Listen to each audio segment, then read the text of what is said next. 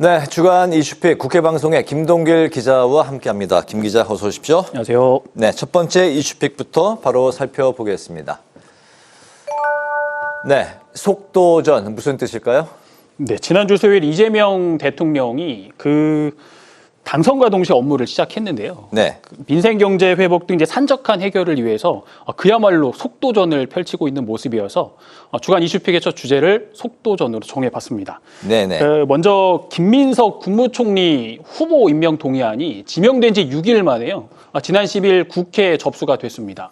인사청문회법은 인사청문회와 또 국회 본회의 표결까지 20일 이내에 처리하도록 규정하고 있는데요. 김 후보자가 인사청문회를 통과하게 되면 다음은 각 부처 장관 지명에 들어갑니다.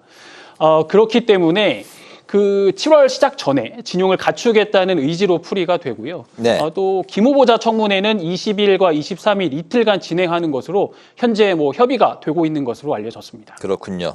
인사와 함께 또 2차 추경안 작업도 속도를 내고 있다고요?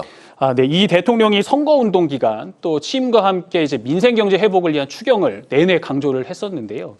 이번 2차 추경은 20조 원 규모 정도로 이 소비 진작과 또 소상공인 지원에 맞춰질 전망으로 알려졌습니다.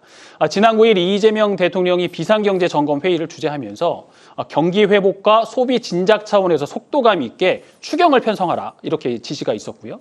또 우상호 대통령실 정무수석이 지난 10일 우원식 국회의장을 예방하면서 신속한 추경을 요청을 했고 우 의장도 이에 공감대를 형성했습니다. 민주당은요 6월 안에 이 추경안을 처리해야 한다는 그런 목표를 세워두고 있는 상황입니다. 네, 그야말로 이제 속도전이 실감이 나는 그런 이제 상황입니다. 자, 바로 두 번째 이슈픽으로 가겠습니다.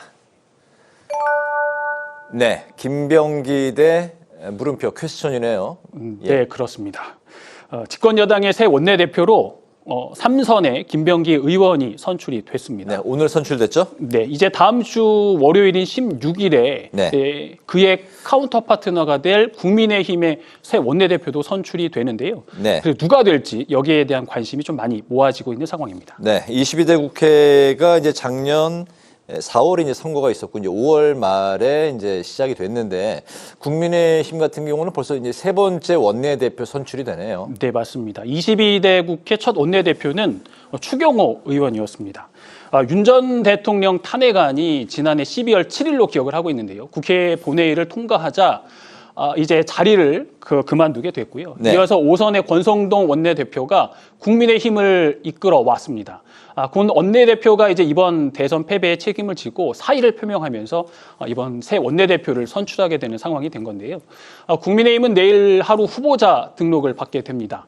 오늘까지 3선의 김성원 또 성원석 의원이 출마를 선언해서 현재까지는 2파전이 될 가능성이 아주 높은 상황인데 네. 하지만 현재 국회 상황을 보면 그야말로 슈퍼 여대 야소 상황이어서 5선의 김기현, 나경원 의원 또 4선의 박태출 의원 등도 아직까지는 좀 거론되고 있는 모습입니다. 월요일 당장 이제 선출인데 아직까지도 후보로 또 나설 수도 있는 그런 상황인가 보네요.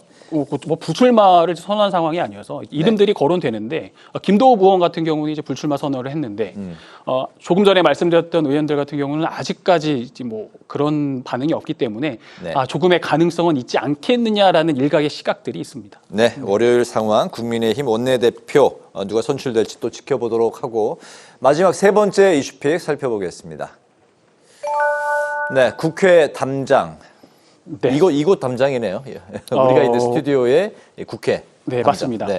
이번 세 번째 이슈픽은요. 취임 1주년을 맞은 우원식 국회의장에 대한 픽으로 좀 정해봤는데요. 네. 우원식 국회의장이 지난해 6월 5일에 22대 국회 전반기 국회의장으로 선출이 됐었습니다. 지난 수요일에는 취임 1주년 기자 간담회도 개최했었는데요. 지난 1년 국회에 무슨 일들이 있었나 제가 쭉 이제 과거를 한번 되짚어 봤는데 원구성 때부터 비상계엄 탄핵까지 정말 많은 일들이 있었습니다. 그 중에서 이제 저희 시선으로 본 피고하게 되면 네. 우 의장에 대한 하게 되면 이제 국회 담장이었거든요. 그 국회 담장 사진이 있는데 화면에 한번 같이 보실까요? 네. 달빛을 받으면서 네. 우원식 국회의장이 이제 국회 담을 넘고 있는 모습인데 지금은 이제 좀 웃으면서 얘기할 수 있지만 당시에는 정말 긴박하고 굉장히 좀 엄중한 상황이었어요. 네, 이 사진으로 국민들한테 좀 각인이 되기도 했었는데 네.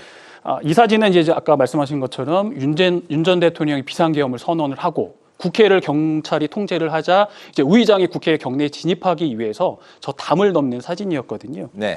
국회의장이 10시 58분에 국회 경내에 진입을 했고요. 네, 밤 이후에 10시 58분. 네, 그렇습니다. 이후에 본회의를 열어서 계엄 해제 요구안을 처리할 수 있었습니다. 우 의장도 취임 1주년 기자간담회에서 이 부분을 언급을 했는데 12.3 비상계엄 사태에 맞서서 국가적 위기를 극복하고 있는 것이 가장 큰 일이었다라는 소회를 밝히기도 했고요. 네.